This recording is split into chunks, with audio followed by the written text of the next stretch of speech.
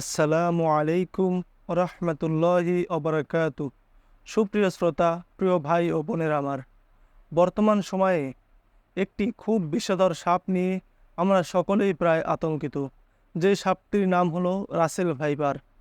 এই সাপটির ব্যাপারে বিশেষজ্ঞদের মত হলো, যদি কোনো ব্যক্তিকে এই সাপটি কামড় দেয় তাহলে সেই ব্যক্তিটির জীবিত থাকার আশঙ্কা খুবই কম হয়ে যায়। আল্লাহ তাআলা যদি কাউকে নিজ হাতে বাঁচান তাহলে সে ব্যক্তিটি বেঁচে যেতে পারে, অন্যথায় সে ব্যক্তিটির মৃত্যু হওয়ার আশঙ্কাটাই বেশি। এই সাপটির ব্যাপারে বিশেষজ্ঞরা আরও বলতেছে যে যে সকল প্রাণী, যেমন গুই সাপ, বেজি ইত্যাদি যে সকল প্রাণী সাপ এই সকল সাপ ভক্ষণ করে থাকে, সেই সকল প্রাণী কমে যাওয়ার কারণে এই সকল সাপ এত বেশি বৃদ্ধি পাইতেছে।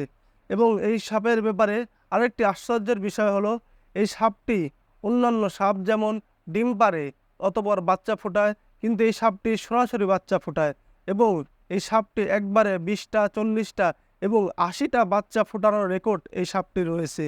অতএব আমরা সকলেই এই সাপটির ব্যাপারে সচেতন থাকব এবং সাথে সাথে আল্লাহ তাআলার কাছে সর্বদাই আশ্রয় প্রার্থনা করব। এবং রাসূল সাল্লাল্লাহু আলাইহি ওয়াসাল্লাম আজ থেকে 1400 বছর পূর্বে যেই দোয়াটি আমাদেরকে শিক্ষা দিয়েছেন, যেই দোয়াটি সহিহ মুসলিম শরীফের 2708 নং হাদিসে বর্ণিত আছে, দোয়াটি হলো আউযু বিকালিমাতিল্লাহিত তাম্মাতি মিন শাররি মা খলাক। দোয়াটির অর্থ হলো, আমি আল্লাহ তাআলার নিকট আশ্রয় প্রার্থনা করতেছি তিনার সকল কালিমাতের উসিলায় তিনার সকল সৃষ্টির প্রাণীর অনিষ্টতা থেকে। অতএব প্রিয় ভাইয়ের আমার, আমরা এই দোয়াটি বেশি বেশি পাঠ করব এবং সাথে সাথে আমরা সকলেই সর্বদাই সচেতন থাকব।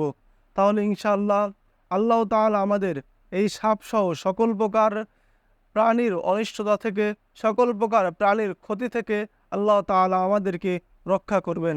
আল্লাহ তাআলা আমাদের সকলকে বুঝার এবং আমল করার তৌফিক দান করুক এবং সাথে সাথে আমাদের সকল প্রকার প্রাণীর অনিষ্টতা থেকে, ক্ষতি থেকে বেঁচে থাকার তৌফিক দান করুক। আসসালামু আলাইকুম ওয়া রাহমাতুল্লাহি ওয়া বারাকাতুহু।